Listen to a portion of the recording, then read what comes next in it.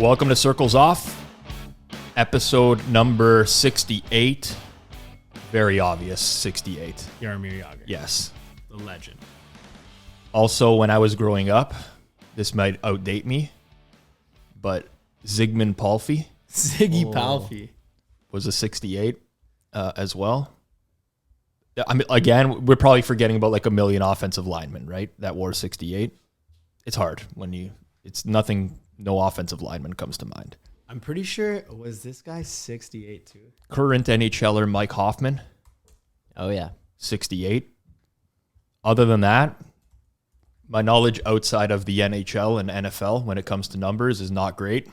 So he was 66. I missed him. You missed him on Yasiel Puig. Puig, yeah. I thought it was 68. We were so obsessed with Lemieux on that day because it was so easy. Yeah. That we missed Yasiel Puig.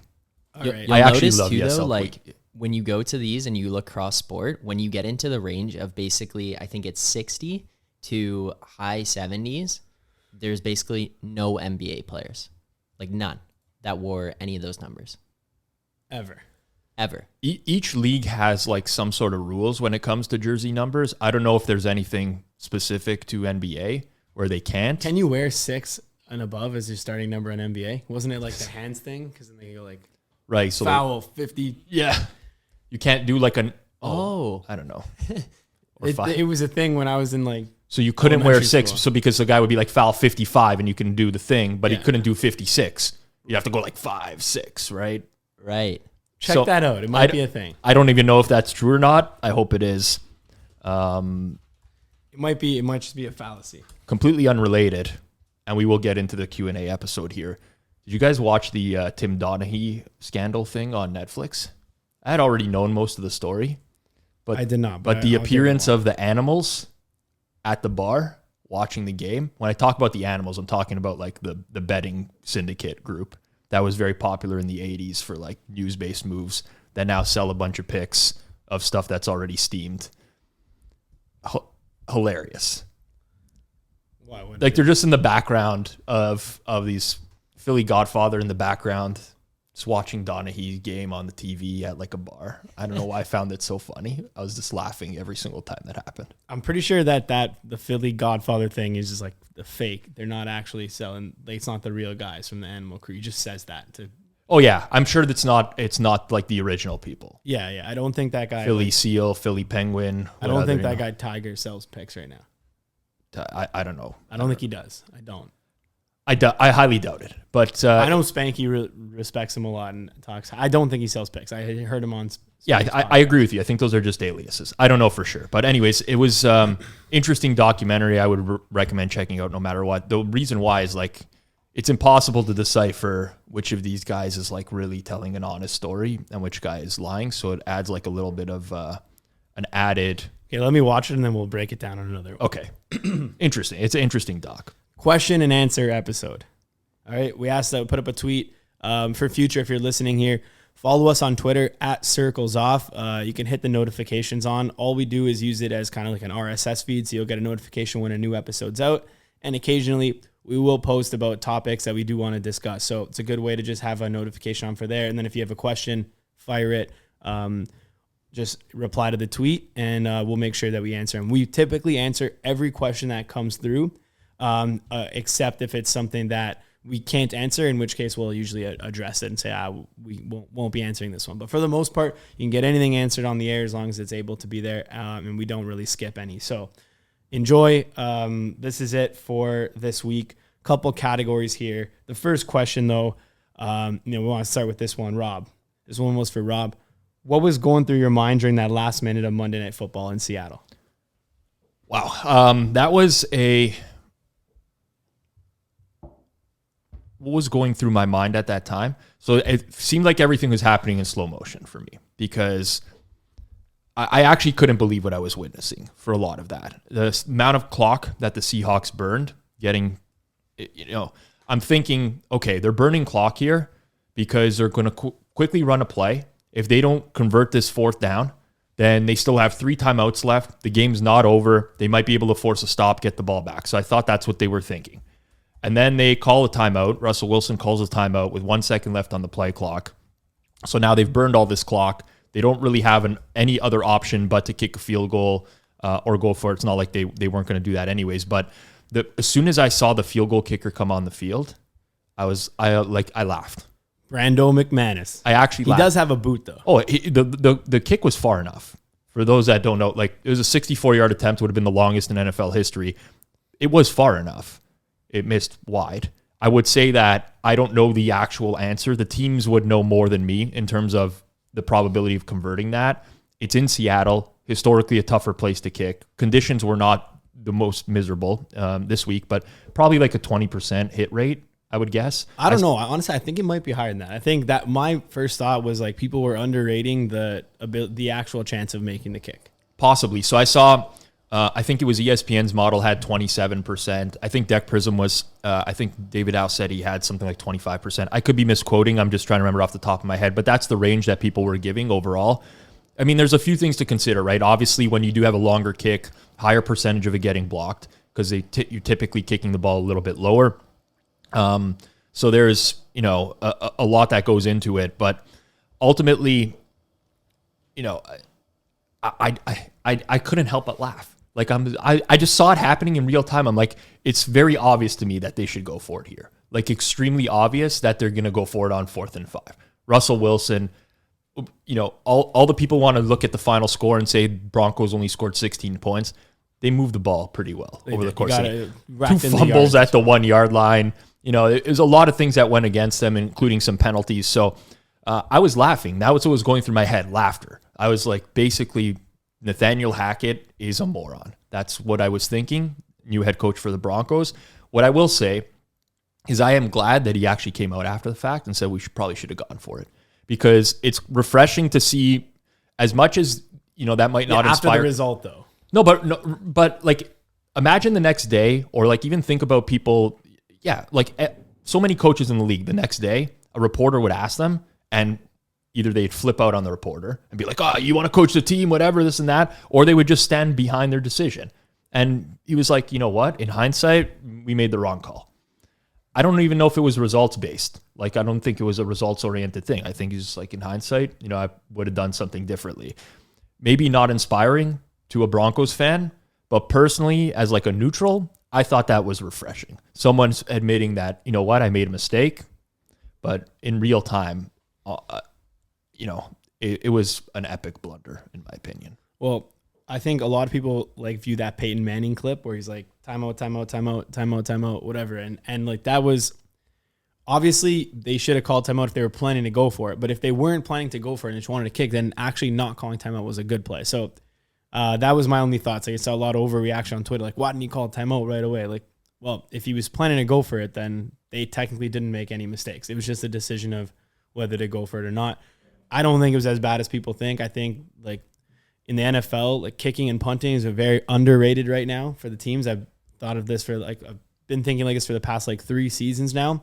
Extreme underrated. So like having Justin Tucker and his contract, which is like extremely low, like I would make kickers way higher paid. Like I'd try to get the best kicker in the league. You see guys just get cut left, right, and center. I think Rodrigo Blankenship got cut today. Poor guy. He kind of reminds me of me, so I feel sorry. He looks like you. He looks a little bit like me. Just because he wears glasses. That's the only resemblance, but as a kicker that wears glasses, I feel for the guy. But you're right. I mean, I do think that special teams is kind of a little bit underrated in this day and age. Ultimately, the ESPN model, which I don't think very highly of, actually had the field goal as the correct decision. Quotations. Yeah, ESPN model. Like most models had a 5 to 10% wrong decision there. So it's not like it's, there have been more egregious decisions in the history of the NFL. I would estimate based on like just rough math in my head that was the wrong decision when you map it out. But I don't think it was that. I think it was pretty close. And in terms of like what I'm saying here on the kicker being valuable is like you got to have a kicker that can hit from 65 just to actually put yourself in these situations where 4th and 5, yeah, but what if it was like 4th and 11? Like you need a kicker who can hit that distance. 100%. And like 25% is not high enough in terms of being able to hit that. I'm not saying that McManus would have been higher than that. I'm saying get a kicker that can hit that kick 50% of the time, which there is a few in the league that can, and then you're good. Like Matt Gay hit one of the ones at the end of the half, like absolutely bombed it. Like he has the leg to hit from like 65. McPherson has the leg to hit. Tucker has the leg. Maybe 10 kickers have the leg to do it. But yet they're not getting paid enough. Like, let me look up Justin Tucker's contract. Look at the Browns game winner, right? 58-yarder, kicker from LSU, rookie kicker who they drafted, plays a nice draw into the, like, that's a kick. That kick was good from 7. I don't know what the actual distance was. But Justin Tucker this offseason signed a 4-year, $24 million contract extension. So 4 years, $24 million, which is actually just insane given how good he is and how consistent he's been, as well as has the ability to hit the long kick. And he only signed for $24 million over 4 years. It's like absolutely insane that was how low, and he's the highest paid kicker. But that position's valuable. Same deal with the punter, like someone that can swing field that consistently and not shank punts. Like how many times, I don't know if you watched the Jets game, but the Jets punter was just absolutely brutal. Even on the punts where like he shanked a couple, which obviously cost him. But on top of that, even when they had a shot to like put him deep, he was like, you'd pin him to like the 12-yard line. And it was like, that's got to be at like the 5, right? Like a short punt like that's got to be at the 5. So anyways, that was our thoughts, I guess, on the game. We'll get into the next question. Went off the rails on that one. Before we do, this episode is sponsored by the Power Rank Sports Betting Newsletter. Valuable, concise, and entertaining. These are Dr. Ed Fang's 3 goals with each correspondence, which mostly covers the NFL and college football. Ed is a friend of both of ours. He's a fellow fan of craft beer, which Matt Landis talks about on Props and Hops. And he's a data scientist who has informed my own personal betting. Check out his newsletter at thepowerrank.com. Join me as a subscriber. I'm also in the Power Rank newsletter every week with a brief tidbit on something that I like in the NFL. Going to do the old Barry Horowitz, who you guys probably don't know who is. Nice 80s wrestler, pat on the back. 1-0 in the Power Rank newsletter. I should call Ed and be like, Ed, I'm done. Retiring with my 100% against the spread record. You stole that ad read from Props and Hops podcast. I read the Props and Hops one instead of the Circles Off one. I didn't know that it had an additional tidbit about, and a fellow fan of craft beer. I am, in fairness, I am a fan of craft beer, as you would know. And I'm also a fan of the old fashioned, which I cut out. Which What happened to you, Pizzola? Don't know. No, seriously though, highly recommend. Big fan of Ed. Did his podcast this week as well. Went well. I mean, I like doing the interviews with him. I like chatting with him. So nice, good stuff. Good stuff. Do you think there is a way of handicapping college football, NFL first quarter spreads and totals, or are these lines just straight derivatives from the game and the total? So I'll let you answer that first. Well, I will say, personally, I've never really gone down this path. I don't know why. So I do have a lot of accounts which are partner accounts. So accounts that other people I know will typically bet through. There's tons of derivatives that are bet in these accounts on a weekly basis, whether that's first quarter, first half, where the full game line is also not bet into the account. So someone is finding an edge on this stuff. So just based off of that, I would say, yes, there is an edge to be had. I do think that sportsbooks, for the most part, when they open up a line on these, they're just derivatives of the full game line. There's no one in-house that's saying, oh, this team is more likely to outperform this other team in the first half relative to this. Then the market bets into it. Then they can adjust their lines based off of that. But I do think that there's an opportunity there. Like for anyone who's new to sports betting or wants to start modeling stuff, I've suggested this on the show before. I probably would never start with full game. I would probably look at either some second half stuff, first quarter, something that's maybe a little bit more beatable than the lines that everyone else is looking at. But just based off my experience and seeing people profit off this for both NFL and college football, I'd say definitely that there is a way of handicapping these that are different than just like, you know, the full game derivative line. Well, like there's a lot of stuff that's different, right? First quarter, Rob mentioned, I think you were mentioning this on the halftime show, like something like the Lions are typically blowing games near the end, whatever it might be. I think first quarter is definitely different than the first full game. some teams receive the ball, some teams elect to defer, and then that's obviously something that plays into it. May not be factored in some lines. So yeah, definitely ways to do it.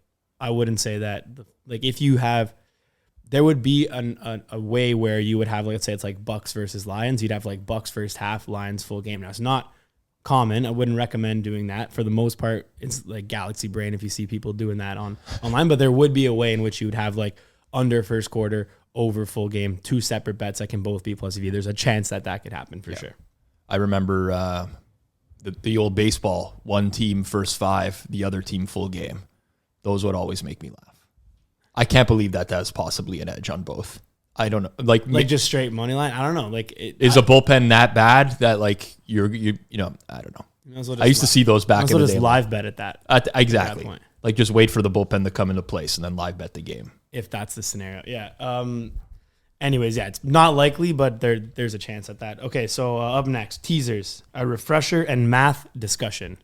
Yes. Please and thank you. So math-related questions, I will say that at the Hammer, we do have Plus EV Analytics on board with us. He will be doing a lot of math-based topics, as will Dan Abrams, Dr. Raz, WSOP on Twitter. So I'll answer this short and sweet, but you can look forward to a lot of content on these types of topics in the future from both of those guys. In general, what you need to know about teasers in the first place is that books make a killing off of them. I've consulted for Sportsbooks before. I can tell you that the hold on teasers during NFL season for a recreational book is somewhere like 15 to 20%, mostly because people have no idea how to play teasers properly. I think you want to look into Wong teasers. Stanford Wong wrote a book in the early 2000s that outlined what a Wong teaser is. Some of the math has changed a little bit over time because of the distribution of points in the NFL, but most of it still applies. The problem is it's very difficult to find a place to bet plus EV math teasers nowadays. Either books have increased the VIG on it, they've changed rules to ties lose. So, I can talk about the math, but essentially what you want to do, especially in the NFL, is look for games with lower totals and try to tease through both 3 and 7. So bringing a favorite down from like a 7.5 point favorite to 1.5, or the opposite way around, where you take a small underdog and you bring them up through 3 and 7. 3 and 7 are the most common, the biggest key numbers in the NFL. So you're now just maximizing the value of your teaser by teasing through 2 key numbers. Common mistakes I see made are people who tease totals. Totals generally not, the points that you're teasing through are generally not worth as much as sides. People who tease just like random numbers. This happens with my friends all the time, but like they'll take a 13.5 point underdog and tease them to 19.5. It's like, what are you doing? There's not many games that are going to land in that range of 14 to 19. So always try to tease through 2 key numbers. Always try to find the best price on teasers. For the most part, there are rare exceptions, but don't tease totals. And try not to tease through 0, I would say, is another important one. People just like take a 2.5 point favorite, tease them to a 3.5 point dog. You get a lot of dead numbers in that mix as well. Yeah, so you probably want to do plus 2.5 up to 8.5 or plus 1.5 up to 7.5. Exactly, and vice versa. And vice versa. That's like your and the reason I say lower the total the better is there's less variance in the game. Like if you have a game of total 40 and a game with a total of 54, and both of the favorites are 7.5 point favorites, you're better off teasing the 40 down because there's less variance in that game overall. It's not a huge difference, but it does matter. Man, it sucks losing a teaser. Teasers. So annoying to lose like one leg. Has anyone ever placed a teaser where they don't think it's like a guarantee? Yeah, win? That's another thing. It's like, how did I lose this one? When you place a teaser, you feel so good about your bet. Everyone always does. And then afterwards, they're like, how did this team lose by 21? Like, this is the problem. Who invented the teaser? That person is a genius. Whoever invented the teaser is a genius, but whoever named the teaser is the genius. It is actually it's an ultimate tease. Anyone who places a teaser bet absolutely loves their bet. There's no one just firing off a teaser that's like, I don't really feel good about this. No, you place that teaser and you're just like, you're already counting the money. Like, you cannot wait for the game to be over when you place that teaser bet, and then you realize in the long run, ain't such a good bet. It's actually so true. Like, whoever named that thing is a genius. Genius. All right, up next. CLV related questions, couple here. How do you think social media, aka the Twitter release shows, have impacted closing line value and its value? Tough one. We might disagree on this. I think that there's some fake closing line value out there now because there are just so many people backing one opinion that it's tough to get off of a number, personally. So I think there is having an impact on certain games. I think it's almost as important nowadays to know like why a line moved and who moved it, which group released it, so on and so forth, than it is almost handicapping the game.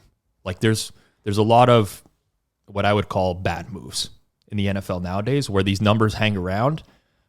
With that said, I mean, if I use week 1 as just a 1 week example, there was a lot of plays against releases.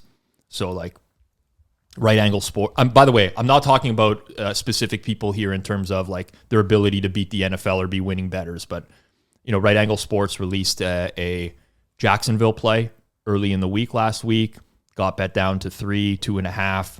Market came back on Washington towards the end there. Adam Chernoff does his simple handicap Telegram group where he does some releases. There was some playback there. But ultimately, you are seeing that there is an immediate impact from these releases. And a lot of times, I think it doesn't necessarily, it doesn't necessarily create the, I'm trying to articulate this as best as possible.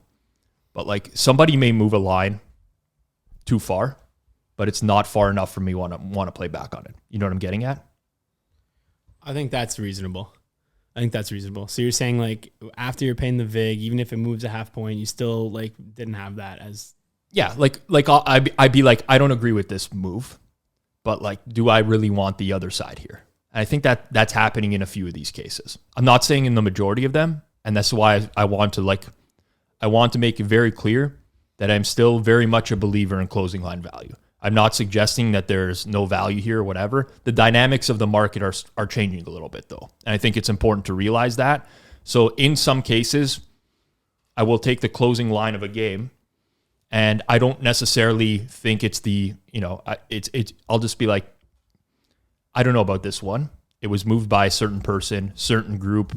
And although there wasn't buyback, that doesn't necessarily mean to me that was the correct line. Very convoluted. This will evolve more and more over the course of the next couple of years. Still trust your CLV for the most part. If you don't get it on one specific game, don't sweat it either. That's not huge, but yeah, it's the evolution of the space. All right, so I agree with Rob for some of it, but also I will say like anyone in the world can bet that line back. Yes. So like anyone in the entire world, there's no like, hey, you can't bet this line back because this guy bet it. Like they're not.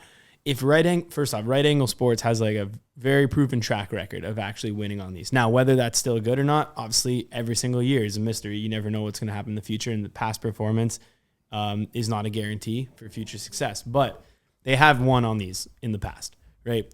The record's accurately documented. Ed is for like a trustworthy guy in terms of this. Like he's not deceiving the record. He's releasing at regular numbers that are widely available. Yep. We track it all on BetStamp as well. Like it is legit. I will say that. So what does this mean? It's like if he's releasing something and it moves 3 points on a college football total, you could say, oh, that's too much of a move, but then like put it back into place, right? Like someone's going to put it back into place. The limits are not that high where it's like, oh, well, I would have put it back into place, but I don't have 300,000. Like you need $2,000, $5,000, $10,000 max to put this back a half point and then another 10. There's groups blasting 20, 50, 100, 100. Like it's going to move back if it's an edge. So I would say CLV by nature of how it is in efficient market theory, hypothesis, whatever you want to call it, it works. So there's possible inefficiencies over a short period, but like if Adam Chernoff is moving the lines and people are like, nah, fade them, these are not good, then like fade them and then they'll come back. Yeah, agreed. I just think It's only a matter of time. I think there's enough people that are in tune with who they need to be on in terms of releases nowadays. It's obviously like immediate CLV. Why would someone not bet that, right? Because you have the option of buying back on the other side if you want to once the line moves. Like you have lots of options once you obtain like $200 exactly on an ARB or whatever. You have there's no sense in not making that bet, and because there's so many people that are going about that, I think it just kind of skews things and impacts things. Hold up. We have one more question. Sorry to cut you off. Go ahead. It's similar to this. Does anyone find all these release shows as brutal as I do? Top touts where you legit have 4 seconds to get the play in. Half the time I miss the number, it gets pulled. I'd rather fish for my own plays or do less popular openers than make it a race or tech battle. Not fun. And then someone said, this exactly. And also, if you get the number consistently at the legal shops, they will limit your account extremely fast. So I should have probably read those at the same time. But anything else? Yeah, listen. Okay, the release shows, right? The release shows are done by Chernoff. Is there anyone else doing release shows right now? Red Angle Sports. And I guess. But like Chernoff is running the release shows. Adam Chernoff's been a guest on Circles Off before. Anyone can check out that episode. Oh, you mean like who's giving the picks or who's running the show? Who's running the show? It would just be him, yeah. Right. Okay, so you got Right Angle Sports, you have Hitman, you have Brad Powers. He did the bat. Yeah, exactly, for Major League Baseball, right? So this question is like, there's obviously value in the show because of exactly what I just said, right? Like you can make that bet and the market is going to move on every single one of these picks because you have so many people betting it at the same time. Obviously, whoever wrote this, they think the shows are bad, probably because they struggle to get the picks in real time. This was your buddy Jim Vivian. Was it Jim? Really? Yes. Okay. I don't know how I feel about these yet because there's so much that goes into it. You have to think about it from the content creator perspective, right? Obviously, the content creator, in this case, Adam, wants to get views. No, do not blame him whatsoever. This is actually a great way to ascertain views. Now, do these people stick around and consume other stuff on the platform, or do they just F off afterwards because they want to get the pick? I don't know. Probably the latter. But I could see the frustration in everybody trying to bet something at once. And I can see the frustration in making what you deem to be a good bet and then getting limited because everybody's making that bet and you're kind of alerting a sportsbook to it. So I actually don't even know how I really feel about these. Personally, I think it's important to be in tune with these in terms of even if you miss it, knowing that was the play so you can understand why the market moved. I think that's valuable. But in the long run, I don't know if it's this is good or bad for the bettor. I really don't. Because you are going to get into the situation now where sportsbooks are just going to start pulling numbers right away. So it's going to be painful overall. Anyone who does bet that number has now already has alerted the sportsbook that they are in tune with what's going on here, probably going to get limited. So I get the reason to do the content. I get why so many people consume it and bet it because they want to have a valuable bet right away. I don't know how I truly feel about it. Personally, and I'll speak openly here, I don't find it to be compelling content myself. I've talked to Adam about this personally before, so I'm not saying anything that I haven't said directly to him. There's just not a whole lot of value other than here's the pick, which I don't know. I'm going to do my own release show on the Hammer. Yeah, we could do that. UFC? I'm going to do it right. Can we call it right. Cappy Hour? Cappy Hour. I'm going to do the Hammer release show coming soon. We're going to release absolute bangers that will win. And that's the guarantee there. Stop. Please stop. That's the guarantee. We will only release winning picks. Yeah, Please stop. Please stop. Here's what I will say. I think the idea is innovative, and I will credit Adam for that. It's a great idea. Like, at least to try it out, it's great. The backlash from like the sharp betting Twitter community is always like hilarious to me of like, whatever. because people just don't like when numbers move. What if there was a release show so good that there was no buybacks? Because, like you just said, if you want to buy back, just message directly. Oh, that would be amazing. No buybacks. No buybacks. Yeah, I mean, it's obviously this is a very like wordy question. I guess the real question is, does anybody else find all these release shows as brutal as I do? Personally, I'm not a huge fan. That's just me. Doesn't mean that other people are not. I think that based off the viewership, based off the amount of people that are betting in that time, people do find it to be compelling. They definitely are valuable in some capacity. Like you could just, if you had the right accounts that weren't going to limit, like maybe a couple PPH or something, you could just do that. Just are back, like watch that show, make a quick $200 on your lunch break. Yeah, not that bad for some people. Yeah, his point, like I'd rather fish for my own plays or do less popular openers than make it a race or tech battle. That's not fun. I would agree with that. I think a lot of people would, but there's also the people that are not like Jim and don't want to hunt out and seek out edges on their own. They're just looking to be spoon-fed. That's the reality of the situation. How many DMs do I get on a weekly basis of where can I buy your picks package? Do you sell picks? Can you send me your picks or whatever? I'll pay you. It's like people want to be spoon-fed at the end of the day. Just give me the pick. Just give me the pick. So it's an innovative idea. I struggle because there's no real value in consuming the content after the fact, which I think is also important with content, where somebody can go back after the fact and gain something of value out of it.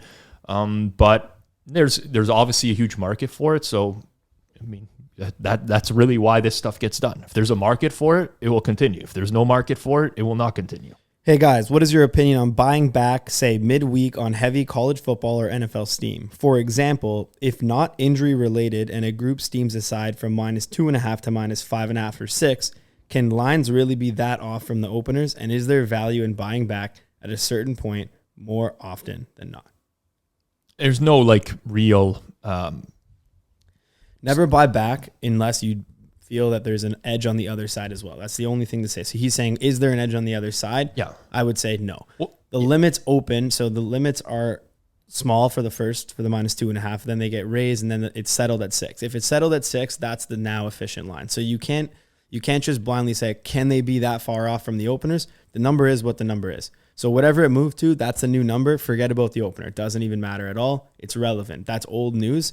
Even if you're saying not news related, I'll just go ahead and say this. It's all news related, right? It's all related on something. So when a line moves, it's never actually moving based on the news on air. It's moving because news came out and then someone bet it. So someone betting that line is in theory, quote unquote, news. That's new information that came into the market. So if it moved from 2.5 to 6 and there was no major injury, then that means there was something else. And people betting it is the same as an injury news. It's the exact same thing. It's the same amount of information.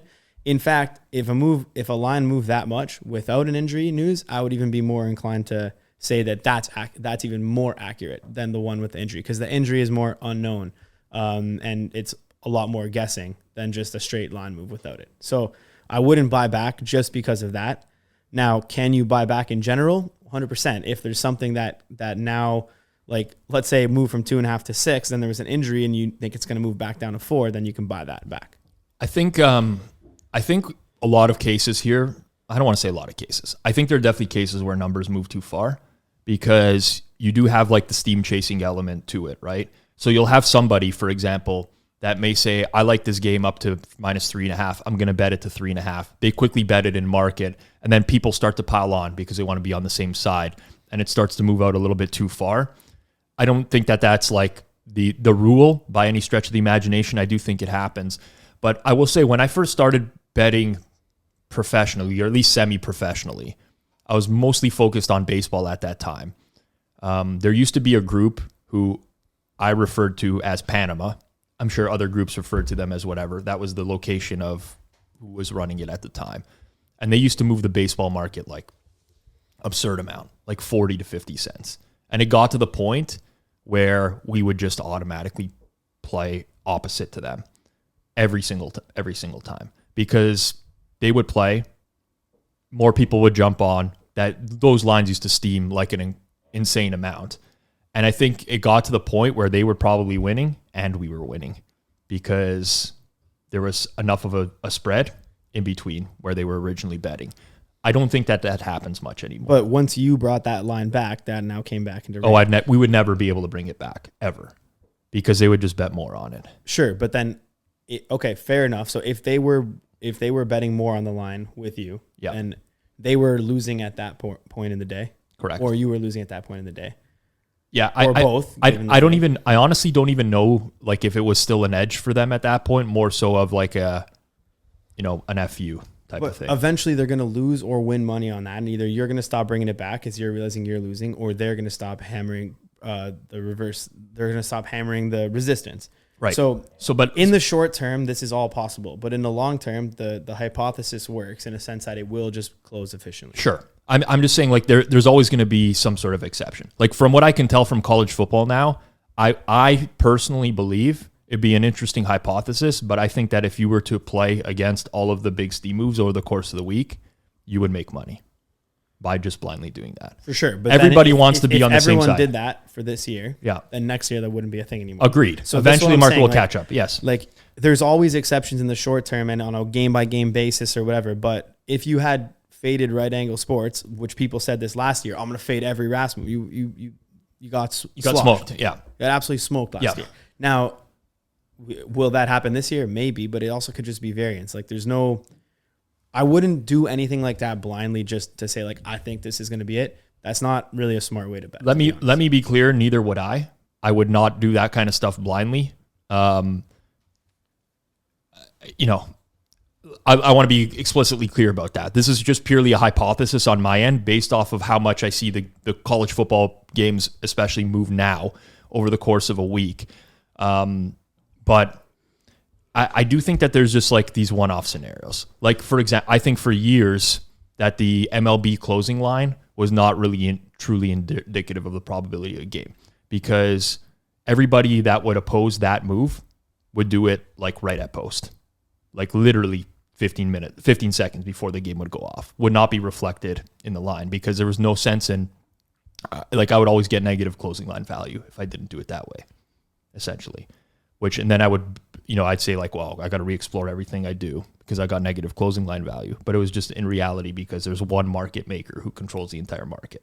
Now that doesn't happen in sports anymore. So let me make that explicitly clear. It doesn't really happen in any market. There's some that are bigger than others, but yeah, these games, like there's just these series, like especially when you think about how content is taking over the space, right? Like now you actually have sharp bettors, like people who win giving out plays publicly, and the inherent desire for most people is just to be on that same side. Like there's so many people that just want to be on that same side, irrespective of what the number is. Yeah, when you gave out Dalton Schultz overs, and then people went to that to go bet those. Come on, remember this? Yeah, that won. Did Dalton Schultz go over? I'm pretty sure he did. Yeah, he actually might have late game. I'm almost certain that he won. Yes, on prime time this week, pregame edition. I bet that into account that I didn't even check Dalton Schultz had seven catches. 7 for 62. Pizzola is the over sharpest. 4.5. No sweat winner. No sweat. Dalton Schultz. Cash it. Bang the bookies. Listen, man, this in is going to be the library. second time that I pat myself on the back this week, but the primetime picks, except for Seattle second half money line, which I took a good price. That had a shot. What did you take? I took plus 280 Seattle second half money line. Fair enough. That's good. Yeah, it was a good price. But aside from that, there was some, it was quite a winning week on the primetime shows. I will be sure to never mention the ones where I go 0-4, as I am now in the content creation space, and that's like, I have to do that. It's standard practice. Standard practice. I actually will. When I go 0-4, I will mention it. What's the difference between regression to the mean and the gambler's fallacy? Seems like they are the same thing. So I'll take this one. I'll just explain what both of them are. So regression to the mean is a simple concept. Basically says, hey, if you roll 5 dice rolls and 3 of them landed on number 5, eventually, if you roll 1 million dice rolls, it's not going to, over half of them are not going to land on 5. It's going to be closer to the mean, which is going to be the 1 in 6 chance there. So overall, regression to the mean, very simple. What it's saying is, if you roll 1 die, you're going to have a wide range of outcomes. If you roll 1 million dice, it will likely end up being right beside the average of what it should be. So it does not mean that if you roll 7 5s in a row, the next one is going to not be a 5. It just means that the likelihood is the same as it always was. So that's regression to the mean. And the gambler's fallacy is more along the lines of that, which is the gambler's fallacy is like, hey, I just rolled it's 17 reds in a row. Like it's due for a black, right? That is just incorrect. Like it's 17 reds in a row. The chances of the black are still 50-50 less the green space. So it doesn't really, they're not actually the same thing.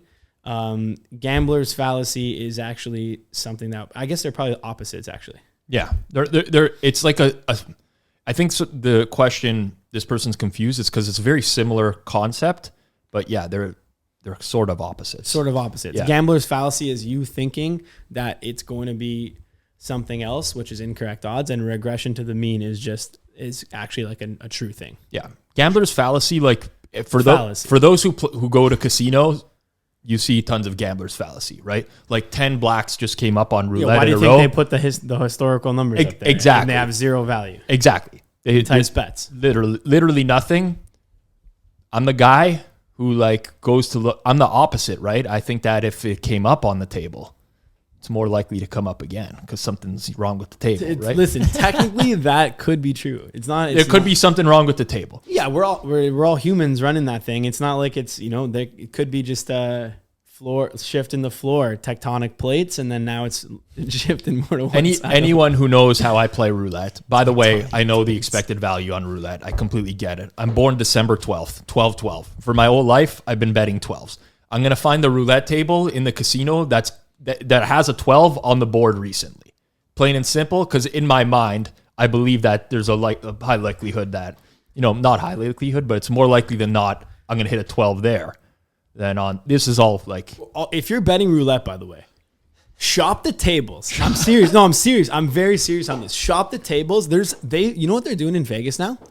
An absolute slap across the face. 3 green spaces. Yeah. You got to be kidding. Not at Circa. Not at Circa. I will say Circa very fair. Love that casino. 3-2 blackjack. Beautiful. I will say I also played roulette with was Chernoff maybe? Eric Eager. I don't know. The night is very blurry because the amount of drinks I was served. That's how long I was playing roulette for. But my dealer at the table at roulette, she's like, I spin double numbers all the time.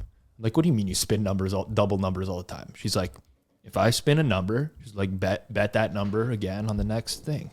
I'm like, turn into my betting partner. I'm like, this girl's crazy. Like, she's literally the first 2 spins are like 26.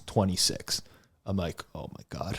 I'm like, this, but I was in denial. I'm like, no, this can't be real. Then he tipped her $1,000. No, I didn't bet it. Because I'm continuing with my strategy of loading up on 12, like absolute bomb on 12. And then a few numbers around the 12, because I want to be able to stare at that wheel, right? And lock in on the 12 on that wheel. And I want to know that if the ball hits in that region, I'm going to win something. I don't want to be cheering for random numbers all over the board. You know what I'm saying? How can you live like that? Just watching the wheel, watching it all bounce around. You have no idea. I don't know how you live. I don't play much roulette. But you got to lock in on an area. By the way, this is not advice anyone should be taking. Well, I mean, you play however you want, but I know what I'm getting into when I'm playing casino games. Make it very clear, gamble responsibly or whatever. I like to lock in on a thing. This girl... What's the max you'll lose at the Chino? I would rather not say that publicly. I would rather not say that. The only time I play roulette is I'll walk by a table. It's on the way out or on the way in. Grab a hundo, just a hundo, and toss it on one number. But I do shop the tables. The 3 green is actually a travesty. It's a slap in the face. You're doing that at the Aria. 3 green, there's a 0, a double 0, and an Aria space. Yeah. You got to be kidding me. that's like, that's and a then joke. and then there's like a table. It depends how much you're betting. So I think all the $10 tables are like that. And then if you go to like a $50 table, it's a 2 green. If you can find a 1 green space, and I'm walking in or out of the hotel, you best believe I'm tossing a hundo. And you know what, Rob? I didn't notice about you. You know what number I always put on as well? 12. No. Yep. For a different reason. So I will say this, and we're going off tangent here, but my, the guy who was the best man at my wedding, Steve, he's born November 11th. So he's an 11-11. I'm a 12-12. This is why we were degenerates growing up, because we could not help but go to the casino. The 11-12 split, we just load up on that spot and like root with each other on that spot. And, it is what it is. Lost a lot of money, had a lot of fun in doing so. Know what I'm getting into. Again, bet responsibly. But there's something about just watching that ball bounce around. Like you've seen it before in the office, right? Betting roulette against me. You're giving you terrible odds, but no, better than you're getting in the casino. Yeah, you're giving me your favorable odds compared to a casino. Still in my favor though. Yeah, but I'd be happy to bet with friends and then know that that's coming back when Rob does a spin and I get the same odds on the way back. Like, as long as that's the thing, we're basically betting at even odds. For those that don't know, we have a roulette wheel that's about the size of one of these laptops in the office upstairs. And every now and then Johnny gets the itch he'll come up to me and be like, I want to do 5 down spins. like 600 to on like $10 spin. No, I've chased a couple. Yeah, but I chased a couple and then got in the hole. But I'm going to win it back. But there is a regression to the mean. Gambler's fallacy, I'm going to win it back. I'm due. The do factor. But no, the 600 is not from that. There's different stuff. So even like ping pong, we gamble on a lot the of ping stuff. pong match where I played in my jacket was the big one for you. Like, I'm better than Rob at ping pong. 100%. So he always gets odds. And then once he was on the way out and he played in his jacket. Winter jacket. Like in a winter jacket. Scarf on too. Yeah. And he's like, I'll play you in the winter jacket, but I'm getting like insane odds. And then he won that game. And that's his whole winnings pretty much. I think I got 3-1 for that game. No, I think it was more than 3-1. I think I got 3-1, which is a horrible bet on I had no mobility. I had no mobility. I could not get anything to the side of the table. I felt like my jacket was going to rip as I was reaching for stuff. That was the game of my life. Though. He sandbagged. That was one of the games of my life. All right. Maybe you've covered this before, but I would like to know what your attitude is towards reverse line movement. Oh, God. Or maybe so-called reverse line movement. And relatedly, do you take into account what side the money is on and where it's coming from when you wager? No, I don't. So here's the thing about reverse line movement. For me, I like to make my bets before the line moves because I like to obtain closing line value. I think that's a principle that all bettors should get in the mindset of. When you are using reverse line movement, so you're saying, 80% of the public is on this, but the line is moving the other way. You're now betting into the market where the number has already moved. Like, your ability to obtain closing line value is significantly diminished because now you're waiting for people, you're basically waiting to piggyback other people's bets. And why this is a problem is, say someone has moved a number from 2.5 to 3 in the NFL. If they still found value in the 3, they would move it to 3.5. They would continue betting it. They no longer find value in that 3. That's why they've stopped betting at that point. And now you are basically picking up the scraps. You're basically getting in at a position that they don't want, just to be on the same side as that person. Reverse line movement is the biggest scam perpetrated to mankind in the last decade. I don't know where this started. I don't know why people, I still don't know why people look at public numbers. When we were building out the hammer, we were consulting one of our SEO guys. He's basically like, guys, we need to have something about public bet percentages. I'm like, no, we're not going to have. He's like, people are searching for public bet percentages like crazy. I'm like, if we ever add public bet percentages to the hammer, we will include something in big, bold at the top of the screen that says we find these to be completely useless, but we know that people are looking for them, so here you are. And we'll give the reasons why we find them to be completely useless. No more public bet percentages, no more reverse line movement. It doesn't matter what other people bet. Just do your own thing, period. I mean, I've talked about this ad nauseum. I think that's the best I can explain it. But with reverse line movement, you are betting into a market that has already matured, and you're paying a premium essentially to be on the same side as someone else who got a better number. Don't do it. I think that's it. Done. I've answered this one before. I hate this question. No, that's it. It goes against I everything. actually like the question. It goes against everything math related, though. I like to rant about reverse line movement. The It actually makes me feel very good. But it's such a fallacy, man. Like, It's the gambler's fallacy. Man. You think that if you win 10 plays in a row or lose 10 plays in a row on reverse line movement, that there will be regression to the mean over time? that's a good question. Depends what the bet. Or is it the gambler's depends fallacy? What the public bet percentage. I don't know what on games where the public bets exactly 72 to 74%. Above 75% public bet percentage on points bet, I always bang the other side. Always. No, I'm kidding. But here's the thing. Galaxy brain. Galaxy brain. Okay, let's get into... No, wait. Before. I have one more thing to say. I'll never understand the public bet percentage stuff because there's a million sites that are feeding public bet percentages. Have you ever compared these sites to one another? They come up with so many, there's so many widely different numbers. I'll go to one site, I'll see 54% of people on the Giants this week. I'll go to the other site, it's 32% on the Giants. It's what sportsbooks, first of all, are these coming from? Second of all, you have no insight into what numbers were bet. You know what sides were bet, but you don't know the numbers. You don't know if somebody's betting Giants plus 3.5 or plus 2.5 or plus 6. I don't understand. Please stop seeking out this information. If one of your friends is like this, please show them this video, make them listen. So maybe there's a chance that they can stop looking at useless stuff on a weekly basis and convincing themselves that it means something. I had my buddies message me. I took Seattle on Monday Night Football against Denver. Did you tail my pick that I wrote in the chat? I didn't tail your money line pick. I took Seattle first half.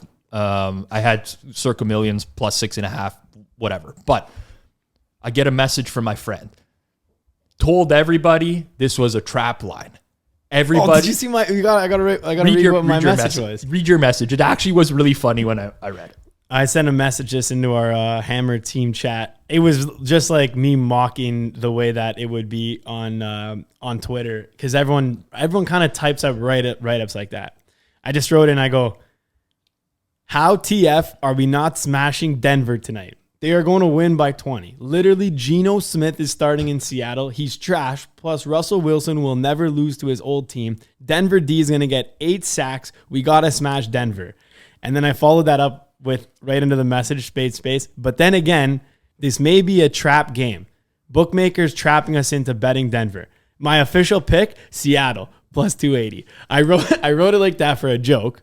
I did bet Seattle, but also I wrote that for a joke because that's how I see people typing on Twitter Denver's going to win. It's an easy win. But then again, might be a trap game. I think Seattle's going to win it. But anyways, jokes. I was pretty fired up when that won. Every sharp bettor has that one group chat that just really aggravates them and tilts them. I don't think this is me. I think a lot of the sharp bettors out there will, they're right now they're yes, absolutely. I have that one of my friends who are talking about football. Trap line, got to take Seattle. Who's going to be betting Denver? After the game, these guys are all celebrating. And I'm like, guys, what about that trap line on Thursday Night Football where everyone was taking Buffalo and you all took the Rams?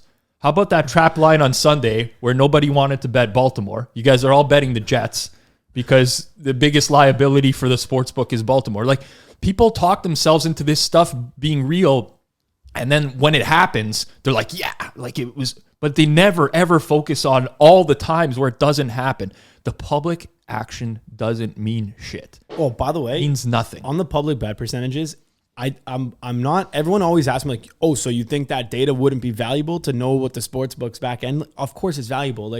You plug in a Chris or a Pinnacle back end, you're laughing. You're going to be able to print money off that. But what I'm saying is, they don't give that out. They don't give out what lines were bet on at the time. So they'll be 78% of the public is on this, but they never will attach a line or an average price to it or where it was bet, what time was bet. Except I did notice occasionally, if you check Twitter, Dave Mason, I'm not supposed to reference the book, but you could, if you know, Google Dave Mason on Twitter. Dave Mason, he tweeted out, and he's been tweeting out a few times, you'll normally do with like either NFL or UFC. It'll tweet out like this percentage of the money on this person, average price this. Yep. And he puts the price. So he'll be like, then it's still not like valuable, but it's like, oh, at least I know that I know what the book's position is. So I know that his traders managed himself into a position of Nate Diaz. He needs Nate Diaz at an average price of this. So if he needs Nate Diaz at an average price of, call it whatever, I'll just make this up, plus 680, then, for example, when it was Hamzat versus Nate Diaz, obviously the fight fell through, but I believe he was massive position on Hamzat, and his average price would have been something like maybe like minus 680. So you know now that at least bet on, or that book is like, hey, this is our position. We're taking a massive position at Hamzat at minus 680. If you can then go out and bet Hamzat at minus 680, at least you know, again, it's not a guarantee you're going to win, but at least you know, all right, I'm on the same side as the book. When you get these public and bet percentages, you don't know if you're on the same side of the book. You have zero clue. Agreed. I'm going to say, this is not going to be the last time I talk about this, but it's very clear for me to explain why. So let's use the Rams and Bills. Thursday Night Football, game 1 of the season as an example. The public, most of the people are betting the Bills. Fine, fair enough. That means that the sportsbook is getting the Rams at plus 110. Because people are betting the Bills minus 110 on the spread, whatever the spread is, 2.5, 2, whatever. The sportsbook is getting plus 110. Now, if you're looking at the public bet percentages and say, oh, the sportsbook is going to need the Rams to win tonight, you're not getting plus 110. You're going to go bet the Rams at minus 110. There's a very big difference between those two. This is why sportsbooks win. Sportsbooks have an edge because they charge a VIG. If you're going to be on the same side as the sportsbook, you're paying a VIG to be on the same side as the sportsbook. So please understand that. That is why the fade the public strategy is BS. Is commonly, over time, it's just been perpetuated more and more. But you are paying minus 110 to be on the same side as the book that is getting plus 110. It's not apples to apples. Understand that. Fair enough. Up next. We got a couple more questions. What time are we at here, Zach? 1 hour. All right. We'll go through a few more here. Okay, let's rip these off quick. Is there a rhyme or reason to when numbers are released by books, NHL in particular? I mean, I don't think so. Just they release them when they can. Yeah, like there's some days where they'll release them at noon the day before the game. There's some days where they don't even put on an overnight. So what is the market setting book for NHL? I'll leave this one to you, Rob. I mean, Pizzola book, pizza book. Honestly, I don't want to say that, but I mean, sort of. I mean, we bet out everywhere, so it doesn't matter. Here, general rule of thumb: the higher the limits, that's probably the market setting book. Yeah, I mean, you can figure that out for yourself. Pizzabet.ag. It changes. All right, up next, what is the best way, if any, to utilize an odd screen available if you're not in the US or Canada and don't have access to any of those books on these screens? Okay, so I'll take that one. Good question. Wish I would have known where this guy's actually from. Can you pull it up his Twitter and see if he has it in his bio? Maybe like UK based or something like that. So first off, you could still use it for the sharp books in terms of like getting the line of what the market line should be. And you can still compare your own lines against that. So that's number one way. But the second thing I would say is probably, even if you have no books on that screen via name of the book, you may have a crossing over odds set. That is the provider that does it for one of your books. So it might be named wrong, but for example, let's say you have a book that also uses like Canby as their back-end odds provider, then you're able to just go onto the BetStamp odds screen, and it may be labeled there as Bet Rivers, which is which also uses Canby as their back-end odds provider. But if that's the case, and you have another book that uses Canby, now you can just use those together, right? And you could be like, assume it's the same thing. Obviously, double check it, make sure it lines up. There's no VIG added or anything like that. But now you have to look at it at Bet Rivers, and your book's called something else. But that's kind of one thing I'd say is like check the odd sets because a lot of them are repeated. Australia. It's from on Aussie. Okay, so I mean they have Bet365, so you're there. PointsBet. You're there. PointsBet odds will be slightly different. You're there for Bet365 at least at a minimum, so that's one you could use, and then we will see what else. If you want to message us certain books that you have access to, I can take a look and see if there's different odd sets. And then at least for BetStamp, we can add that in potentially for you over there, mate.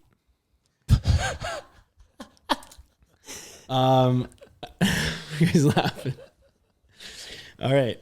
Where do you see sportsbooks going when the novelty of deposit and sign-up bonuses wear off? I mean, that's challenging. I think if I put myself in a sportsbook shoes, I would probably try to come up with some sort of unique bet types.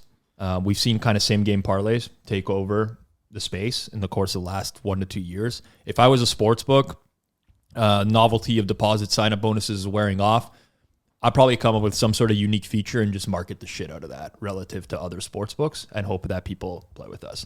Well, like, it's not going to be as effective for you guys, but for the recreational, I know, like, myself, I go and just, like, use all this stuff is, like, FanDuel, DraftKings, books very similar to that. They put out things where it's, like, cover the spread. Yeah. Bills Thursday night game, max bet $50, -110. And the line, the more people bet it, it continues to move up. By game time, it's like the Bills plus 70.5, which is like, that's just an easy way to get people to do it, where they continue to put those things out. I will say for those, for different markets, it's different as well. Like, we're based in Ontario here. There is no advertising of deposit and sign-up bonuses. No, unable to. They're unable to by law. So there's not really been that novelty for people that are based here. Now, for some U.S. states, very different. You'll watch TV, you'll only get like sign-up bonuses and offers like that. But I think eventually, obviously, it's very copycat. You see a book, one book come out with same game parlays, then another one does. PointsBet now has live same game parlays as well. So you're starting to see some differentiation in terms of features specifically within the books. That's where I see, an opportunity potentially, is if a book can build out a really nice feature, a really interesting bet type that can resonate with the public and just market the shit out of that. So, I mean, that's what I would do if I was a sports book. I don't know that's where we're going to go, but that's what I see eventually happening. Fair enough. I'd agree with that from a large perspective. We will see how it shakes out.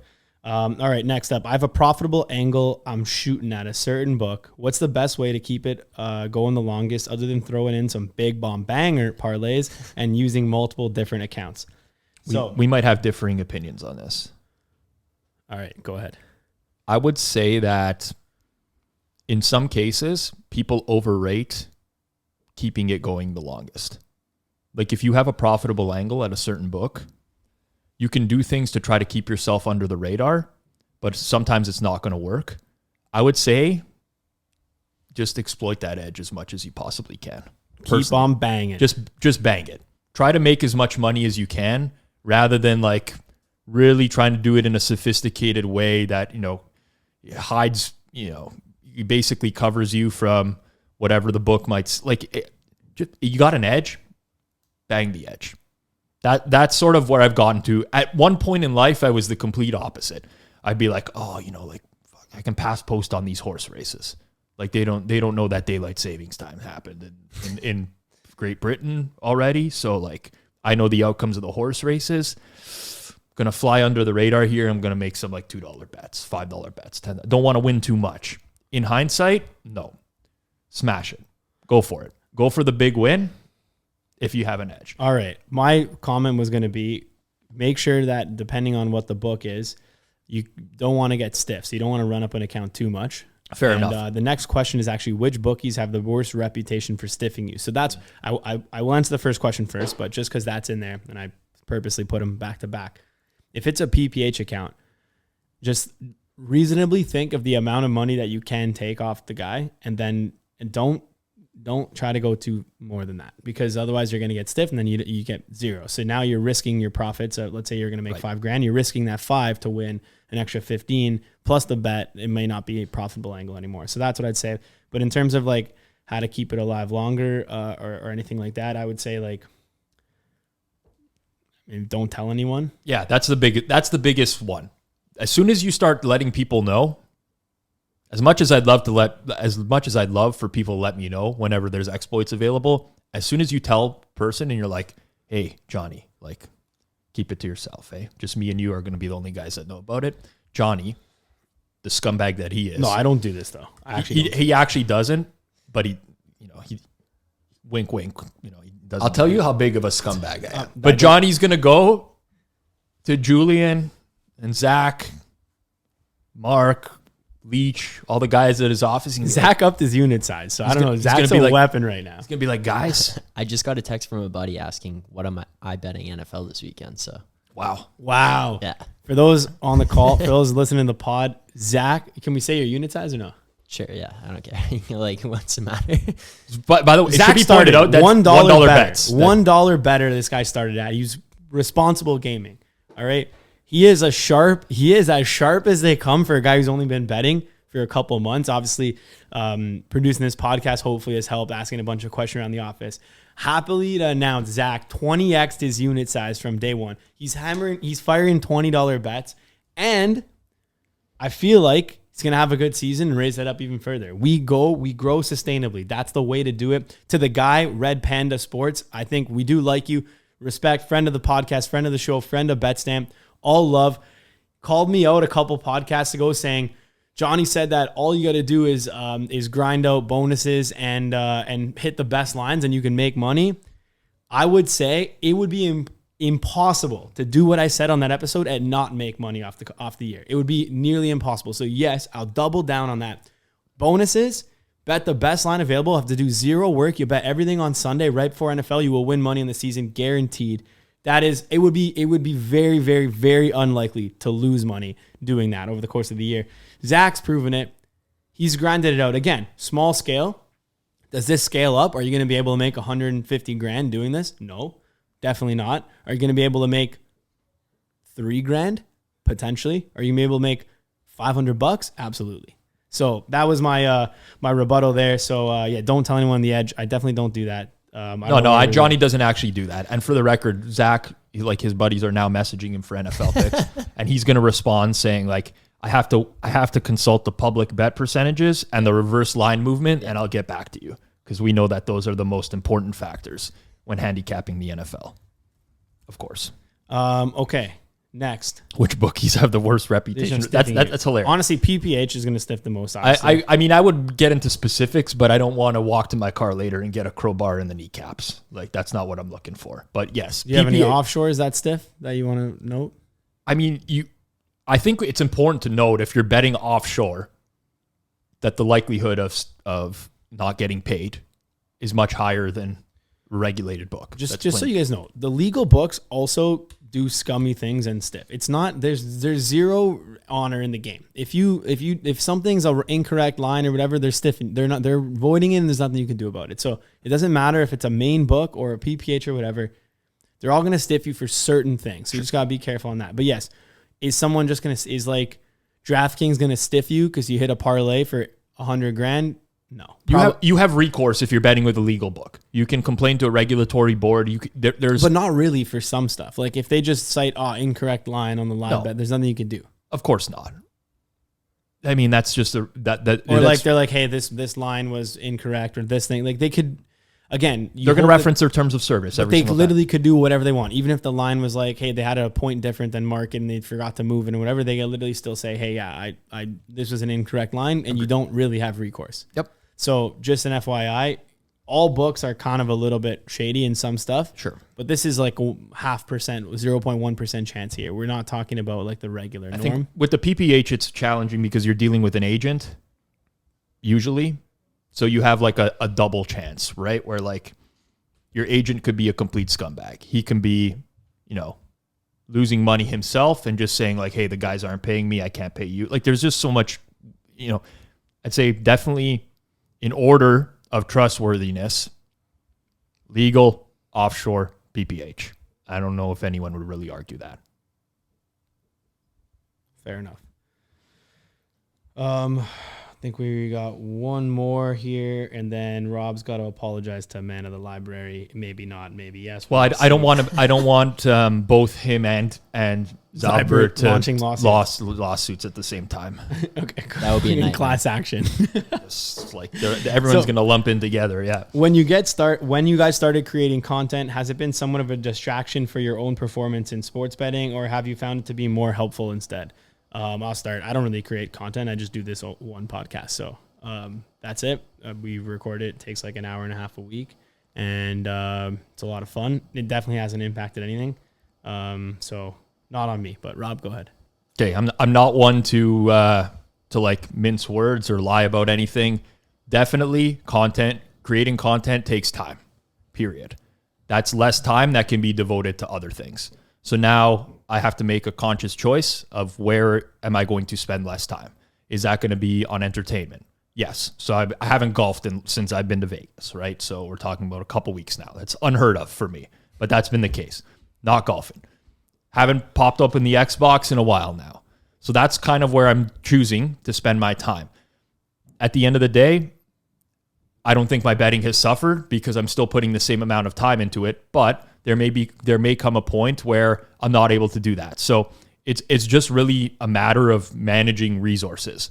And for me, the more content I do, the less other things I can do because there's just only so much time in the day and you can't do two things at once. With that said, a lot of what I do for betting overlaps into the content space. So it's like double service, right? Like when I'm researching a game or running a model number on a game or whatever, betting a game, I'm in tune with what's going on in the market. That helps me from a content perspective and being able to talk about it. So there's a lot of overlap between the two, which helps. But yeah, as you take on more things, naturally you just have less time to do others. I'd like to think it's not a distraction, but I mean, I got a lot of things going on that are not just betting anymore. So, it is what it is. Fair enough. All right. And then lastly, before we close off this week's episode, we got a couple questions here. When are you going to apologize to the Man of the Library? Will you have Man of the Library on as a guest to settle this beef? Why is Rob Pizzola slandering and harassing people after being shown proof that they were wrong? When is the public apology coming? And then the last one, why is Rob Pizzola such a scumbag? No, that was just me right Of there. course it was. I'll tell you how big of a scumbag I am. Okay, Man of the Library. We did this segment on Tweets That Trigger Us last week. It was more so meant to be, I was triggered more so because of Chris Felica. I'll talk about it. We're not going to have Man of the Library on as a guest to settle this beef. Let me make that. Could be pretty fun, no? It could be, but like, you did a Twitter Spaces kind of coming at me now. I would have given him that opportunity at some point. I actually even considered it, but What do you say in the Spaces? I didn't listen to it, but it was, This guy came at me hard Okay, in Spaces. I'm What do you say? Nah, I don't know. well, I'm going to be explicitly clear about something. You can mock me for this or whatever. I don't like negativity in my life. So when somebody comes at me on Twitter, I'll probably give them one response. If it keeps going into something, I'm just going to mute that person. And if someone else jumps into that thread, I'm just going to mute that person. I honestly had no idea what was going on this week with Man of the Library. The only reason I did is because so many people DM'd me about like, hey, this guy's going off about you. This guy's doing this. I got a DM from like a bunch of crazy DMs from some tulips guy or whatever. It was just like going off on me. I responded to him a couple times and then I was like, okay, this is going to be our last ever interaction. I told that guy that. He just like kind of kept venting or whatever, but I mute most of these people. The amount of people I have muted is in the four figures. Not an exaggeration. I do that, just don't want to hear people with negativity who are going to be putting me down or so on and so forth. I don't need that in my life. With Man of the Library specifically, I referenced deleted tweets. He did have deleted tweets in the past. Those tweets were deleted from one of his timelines and moved to one of the other timelines. So anyone that doesn't know anything about this person and went and saw that he deleted UFC picks would have no idea that they were moved to another timeline. So for that, sure, I will apologize because those picks did appear in another timeline that was accessible by like 150 people rather than the full list. My whole point still applies for Chris Felica. Guy is essentially promoting someone who thinks that sporting events are fixed and rigged and has in the past made selections based off of fights being fixed to favor someone of a certain race or so on and so forth. None of that changes. I'll stand behind that completely. But sure, I will say the deleted tweets were then posted somewhere else. They do exist somewhere on the internet. That is fine. Ultimately, this feels like a large excuse to me for Man of the Library not to track on BetStamp, which I think if anyone who's reputable out there or wants to build a name for themselves and create a reputation should do that. So I would hope that he comes back to track on BetStamp. If he doesn't, he doesn't. But seemed to me like an easy way to get out of tracking on BetStamp just to create this type of beef. I've said my piece. Don't really want to talk about it anymore. I can go on with more and more stuff in terms of, but we don't even need to get there. There you go. Rob Pizzola, his public apology. There you have it. While we're at it, he was wrong. While we're at it, Matt Zalbert. It's been about a year since you requested this apology. I did treat you like garbage. I clipped that for the board. I did. Come on. I did treat you like garbage. In hindsight, I regret some of the tweets that I made towards you. Does not change the fact that you do post numbers that don't exist anywhere in the world. Does not change the fact that honestly, like no one was reading your articles or whatever. None of that changes. However, I could have been more graceful. Would rather not see your legal team come after me at some point. Don't really want any legal action here. Those ones are completely done. Clip that for the board, please, Zach. That is an all-time clip. My existing beef right now is not with Zalbert. It's not really with Man of the Library, even though his following thinks that's where the beef is. Whatever, they can keep spewing out into the air, drawing attention to my timeline. I'm fine with it. You just keep going after it forever and ever. I picked up so many followers this week from this. It's great. I'm just like, my net worth is going up thanks to this, so you can continue with that. His network is his net worth. Sweat investor, haven't really thought about him in a long time. That beef is like somewhat squashed for a little bit. My existing beef right now is with Warren Sharp. I got to tell you, this guy, yesterday, okay? How many people have threatened legal action on Rob from Twitter? This is insane. Literally, Man of the Library, Zybert, and Warren Sharp have all threatened legal action against this guy. Let me clarify. Warren Sharp, technically, Warren Sharp did not threaten anything. Someone from Warren Sharp's posse called me. Was not a lawyer, was not anything. They just said to me in words like, listen, not saying we're threatening legal action or anything like that, but if the picks don't come down, like we're gonna not saying he's gonna break your leg. Yeah, we're gonna have to do something. We're gonna have to take some. I'm like, okay, I get it, whatever. One of my biggest regrets of the last year was taking those picks out of BetStamp. Like, honestly, I just didn't want it to be a thing where like I had to drag you and Julian in and like it was going to be my like, okay, Rob, like why the hell like we have to deal with this now because of you? I regret that big time. But this Monday morning, this guy releases 3 plays at 9:27 a.m. Okay? Small limits, whatever. I don't really care about that. You can release plays whenever you want to. I just don't put much stock into that. But 9:27 a.m. The 3 plays that came out all had already steamed at 9:12 a.m. 15 minutes prior.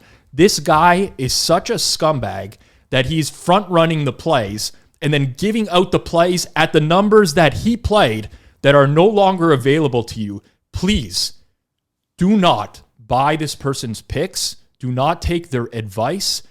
It is so incredibly frustrating to me that there's hundreds of blue check marks promoting this person's guide every year, sending traffic to his website, that now a bunch of people are going to go to that website. They're going to see falsified records, and they're going to go and buy a picks package from Warren Sharp where they're not even going to be able to get real numbers. Like, at least wait until you release the... Like, if you want to be... Like, wait till you release the play and then bet it yourself. Or if you're going to bet it yourself, fine. Don't give clients a fake number. If you move a total from 49 to 51, it's moved. By the time you send out your email with this is what to bet, 51 is the number. It's not 49 anymore. You can't track against 49 for your client releases. It drives me insane. So, Zalbert, you're good. Man of the library, you're good. Sweat investor, you're good. Who else have I had beef with on this show? They're all good right now. Warren Sharp, public enemy number 1. Absolute bullshit. Fuck. I don't get frustrated too often. Well, that's not true. I get frustrated all the time. I hate that stuff. I hate it. Space needs to be cleaned up. Do not believe bullshit. And honestly, never, ever give money to a guy. If you're getting an email of plays and you're going to bet those plays and you're saying, like, none of these numbers exist, and you actually go back in the line history and say these numbers never existed at any time after, then don't, like, make it public. Start letting people know that this guy is scamming you, because this is a full-fledged scam. Plain and simple. My piece is done. We got to get Sharky Waters Nation on the podcast. You know, somebody messaged me this week and they're like, I absolutely hate that you introduced me to this guy on Circles Off because I can't stop watching his videos and I get so mad. That's what the one guy said. He's like, I literally try to stop watching his videos, but I can't. And I get so angry watching it. Good. Let's get him on the pod. Sharky Waters Nation is an entertainer. You know, we got to get on Sharky Waters Nation. And honestly, I gotta get Trent on the pod. Oh yeah, we'll get Trent. Yeah. Trent, no problem. Sharky Waters Nation, to me, like, what he's doing. Sorry, like, you know, he's posting a lot of trend. He's posting a lot of stuff that doesn't matter, right? In sports betting, we know that. He's in a different breed where he actually believes everything that he's saying. Yeah, Sharky Waters. Sharky Waters, like, he believes in what he's doing. He believes in his process and that what he's doing will actually make other people money. I think that there's actually good intent there. That we can talk, you know, we can agree to disagree. With Warren Sharp, there is no good intent. He's literally, he is like a lowlife. Scum of the earth, what he's doing. He knows exactly what he's doing. He's betting his plays before he gives them to his clients. He's giving his clients the numbers that he already played, which no longer exist. He knows exactly what he's doing. And that's where I have an issue with it. Sharky Waters, okay, he's probably doing some harm to people because a lot of people take that as gospel, but in his heart, he is good. He's well-intended, right? That to me is the difference between people like that. But I wouldn't mind getting Sharky Waters on. Trent for sure. You know, we got a long list of people in the BetSnap Discord. The David Bote guy. We need him. Yeah, Jimmy. Yeah, Jimmy is interested. He is interested. This is a long episode. It's very long. We got to meet after this as well. Everyone, do you think they care that we got to meet after this? Well, I care. I'm like halfway through the episode. I had to start doing work because I grind it out. The making content is, like I said, it's an hour and a half a week. But I can imagine Rob is definitely on a different content schedule. He does a lot of guest appearances and stuff like that. Everyone, like and subscribe. The Hammer HQ. We are live on The Hammer. It is honestly the best betting network ever. We have so many good shows. Brad Powers, Joey Kanish, college football show. We got, what can you watch right now? Forward Progress, opening lines. We've got... You'll be listening to this on Thursday. Tonight, there's a primetime pregame and halftime show. Look at this guy. And then you want to go roll into Friday. You're bored at work. You got Charge It to the Game with Ben Carey and Nick Granarad giving out player props for the weekend. And then later Friday night, 6 p.m., debut brand new show still on Hit the Books, NCAA Football Hammer YouTube channel. Joey Kanish, Tom Casale. Tom Casale will be giving out picks, and Joey Kanish has no idea what they are. Live reacting, 6 p.m. Friday, thehammer.bet, as well as the Hammer NCAA Football.